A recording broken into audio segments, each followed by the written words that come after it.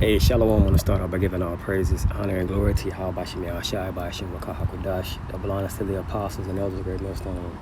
Peace and blessing to you, brothers, pushing this truth throughout the four winds. Just ran across a few scriptures on faith. Like, in these times, we know it's in the ending, and we know things are going to like ramp up. And things are going to get very tight. You're going to start feeling that squeeze if you already don't. You can feel it in your finances, buying groceries, just anything. You feel that squeeze coming, you know what I'm saying? But this is when our faith has to kick in and trust in Yahweh Shem Yahshai to do what he does, The Lord is not a man that he should lie, and he's really only what we have to hold on to, and it says the enemy knows he has but a short time, so he's going to come down with great wrath. So this story is written all about us, and by it being all about us, we know what's going on. So when that squeeze comes, we're not ignorant to Satan's devices, and we know just what to be expecting. Okay, so this is Hebrews 10:23. It says, "Let us hold fast the profession of our faith without wavering, for he is faithful that promised." Okay, so the Lord promised some things. He promised, my servant shall eat, but you shall, you should starve. My servant shall drink, but you shall be thirsty. So these are things that ties into faith, when those times are upon us, to where Jacob troubles really takes hold, to where the entire world sees it. You know what I'm saying? We're going to have the keys and the answers to everything. You know what I'm saying? I say that in faith, that I'm a hopeful part of the elect,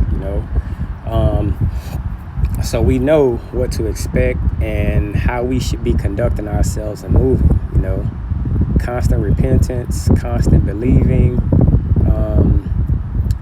and really no time for games, Galatians 6:9, it says, "And let us not be weary in well-doing, for in due season we shall reap, if we faint not." So that mind frame, we can't allow ourselves to be in a mind frame of throwing in the towel or getting weak.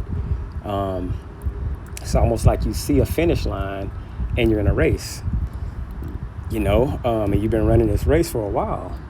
So you understand that in running this race and conducting yourself in a certain manner, that if you see the finish line, stay that course, stay with that pace, get your mind frame in a place of finishing. Okay, this is 2 Timothy 4:7. "I have fought a good fight. I have finished my course.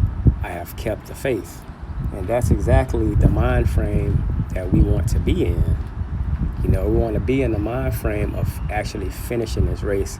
Ultimately, it's up to Yahweh Shem Yahshai. But this is just the thought process of a man of Yahweh Shem Yahshai who's actually has the mind frame of going all the way through. Some would be martyrs. It's ultimately up to the Lord, but this is just speaking, opposing the flesh, and being a trainer, when it comes to working out, when it comes to eating right, the mind frame that you have to put forth is, you're doing it for the mission. You're doing it for the ultimate goal. And I tell clients, when they say something is nasty, I say we're eating for results, not taste. This thing in captivity, it don't taste good. It doesn't feel good. But we know that that's the cost of discipleship. That's the cost of that great payoff. Okay? That's the cost of everything. All right? Proverbs chapter 3, 5 and 6. It says, Trust in the Lord with all thine heart, and lean not on thine own understanding. So it's certain things and certain ways we have to be when it comes to thinking and being in a faithful mind state. Okay. Mark 11:22. Have faith in the Most High. What things soever ye desire, when ye pray, believe that ye receive them. So keep that mind frame of believing, pray that the Lord orders your footsteps and keeps you in a headspace of salvation. Nobody wants to run this race and like have it be to where they weren't part of the race. You want to keep that spirit and mind frame of put on as the elect. No one really knows, but you want to put on as if you are. So don't throw the towel in and give up. Okay. Mark 11:22. It says, have faith in God. What things soever ye desire, when ye pray, believe that ye receive them. Okay? So when you pray, you're supposed to already be in the mind frame of it's answered. The Lord's heard the prayer. He's going to do exactly what I asked him, according to his will. Okay? So that's the mind frame we should be in. Matthew 17:20. If ye have faith as a grain of a mustard seed, nothing shall be impossible unto you. Okay? So it's just basically giving you the mindset of faith is supposed to be that strong. Your faith is supposed to be that strong. Because if you trust in the Lord, just like that mustard seed, when it's set on the soil and or planted in the soil, it's going to do what it's naturally supposed to do.